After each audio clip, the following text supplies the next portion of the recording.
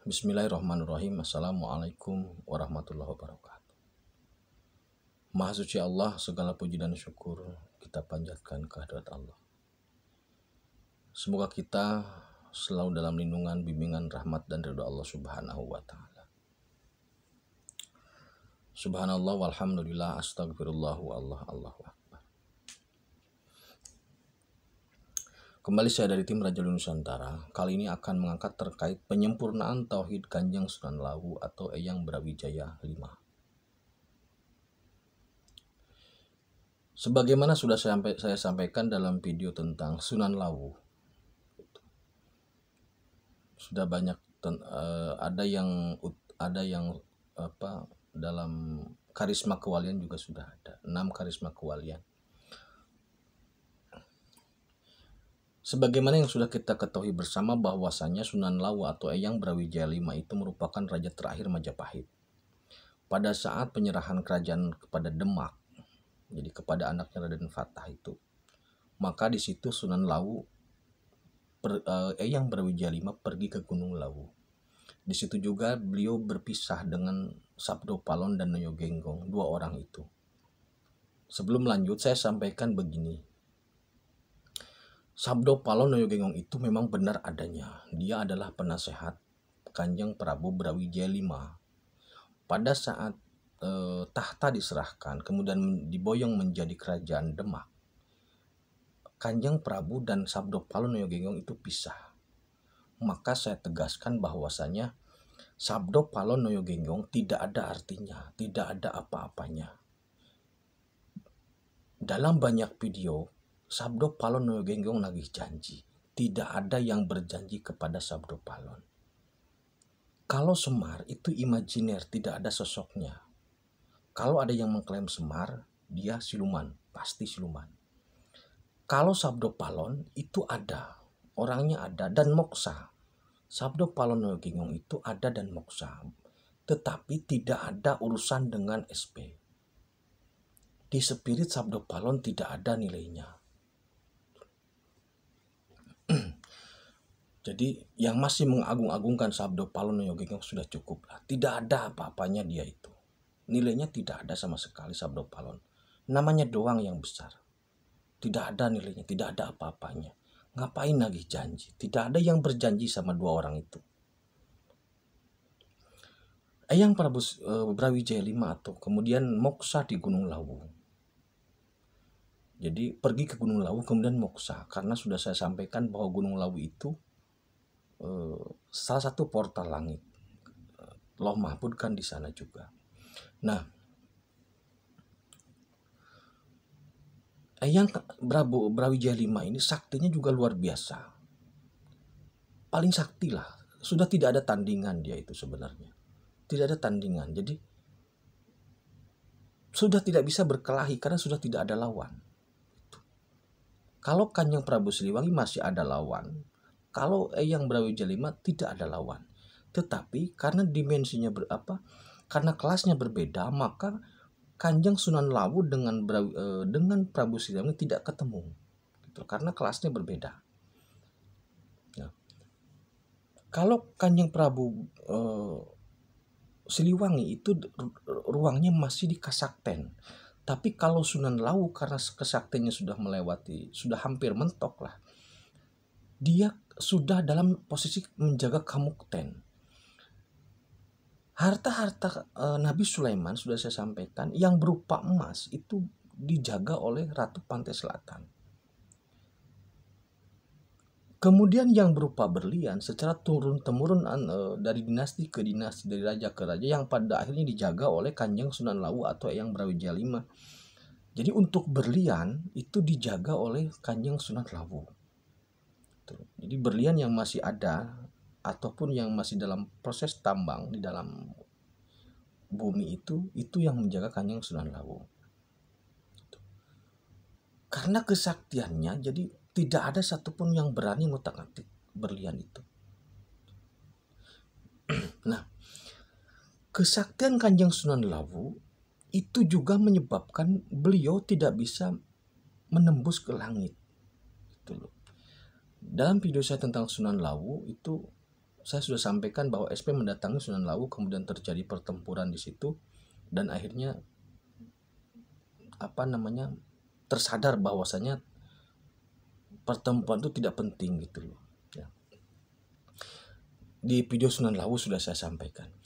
Nah, ketika pertemuan dengan SP itu, dengan Raja Wali Allah itu, baru di situ Sunan Lawu menyatakan kesediaan atau meminta pertolongan kepada SP, kepada Raja Wali Allah, agar disempurnakan tauhidnya. Karena Sunan Lawu atau Eyang Brawijaya V, tauhidnya belum sempurna, terjebak dalam kasakten, tapi dia menginginkan bertemu dengan Tuhannya untuk penyempurnaan tauhidnya. Akhirnya SP bersedia dan kemudian diboyong ke langit juga. Sama kasusnya seperti yang tadi, Kanjeng Prabu Siliwangi. Dan juga yang lain sama. Seperti halnya Syekh Abdul Qadir Jailani, kemudian Kebo Kenongo, Joko Tingkir, sama kasusnya begitu. Kemudian Kanjeng Sunan Lawu itu diboyonglah ke langit, kemudian bisa bertemu dengan Gustinya. Di situ juga Kanjeng Sunan Lawu sama seperti Kanjeng Prabu Siliwangi,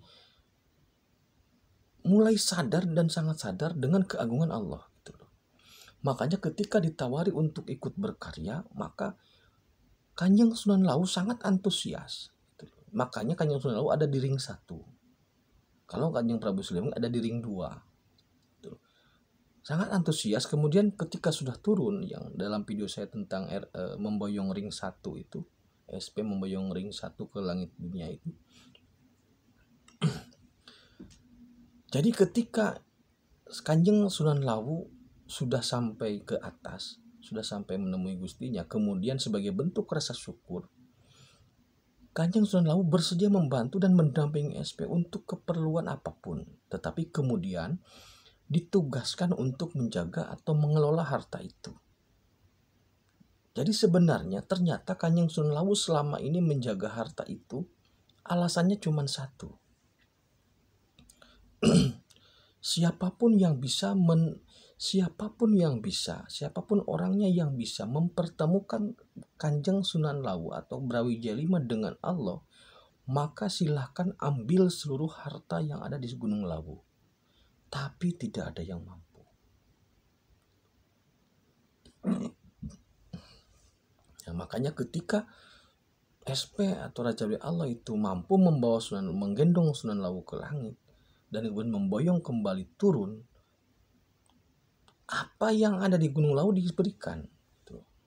Tetapi tetap dengan prosedur, dalam artian karena sekarang Kanjeng Sunan Lawu sudah diangkat menjadi salah satu urusan ekonomi lah untuk pengolahan dana itu, maka polanya kemudian dibentuk atau ditata.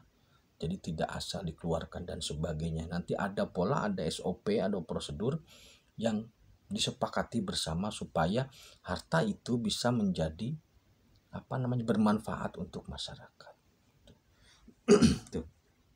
Jadi berkaca dari dua sosok ini, maka kesaktian dan kekayaan itu merupakan dua faktor yang ternyata menjebak manusia untuk sampai kepada Allah. Di luar itu masih ada. Seperti halnya riya, sanjungan, itu juga menjebak manusia untuk bertemu dengan Allah. Uzub, takabur itu menjebak. Undangan langit menjelang kebangkitan agama tauhid itu sebenarnya disebar untuk banyak tokoh. Saya tidak bisa menyampaikan nama-namanya, tapi intinya semua disebar. Tetapi tidak semua dapat memenuhi undangan. Dia menerima undangan itu, tetapi tidak bisa berangkat. Kenapa tidak bisa berangkat? Karena keterikatan tokoh-tokoh spirit tersebut terhadap dunia, kenyamanannya terhadap situasi langit dunia, terhadap sanjungan dari orang-orang, pengkultusan dari orang-orang, ria dan ujub yang ada dalam diri masing-masing. Ini selevel tokoh loh ya. Nama-nama besar ini. Nama-nama besar di spirit. Yang kalau disebut nama ini luar biasa. Nah, tokoh-tokoh itu karena terjebak dengan nama-nama besar, dengan dengan ria, dengan mabuk dengan sanjungan, menjadikan dia tidak bisa memenuhi undangan Allah pada saat menjelang penegakan agama tauhid. Jadi pada saat menjelang penegakan agama tauhid, undangan disebar. Nah, kenapa Kanjeng Prabu Siliwangi dan Sunan Lawu bisa? Karena memang sejak awal niatnya itu untuk moksa, itu untuk kesempurnaan hidup. Dua-duanya itu, tapi terjebaknya di siluman. Tetapi sudah niat gitu loh. Jadi dua orang ini mempunyai niat untuk tujuan ke situ, tetapi belum sampai. Sedangkan yang lain tidak ada niat sama sekali. Ngomong doang. Gitu. Lisannya lillah tapi hatinya ria. Lisannya lillah tapi mabuk dengan sanjungan. Akhirnya ketika undangan langit itu turun untuk mengajak bermusyawarah tentang penegakan agama tauhid, nama-nama dan tokoh-tokoh besar di spirit ini nyangkut, tidak ada yang bisa berangkat. Makanya kalau ada yang bertanya kenapa dari tokoh spirit hanya Kanjeng Sunan, dari sekian para wali hanya Kanjeng Sunan Kalijaga yang bisa naik, salah satu jawabannya itu. Nah, itu terkait dengan Sunan Lawu. Maka dari dua hal itu, mari kita berhenti bersandar pada kesaktian, berhenti bersandar dan mabuk dengan kekayaan. Tidak ada gunanya kita menjadikan kesaktian sebagai alat untuk tidak adalah manfaatnya. Karena ternyata itu menghambat kita untuk sampai kepada Allah, dan pada akhirnya kita menjadi manusia yang tidak bernilai.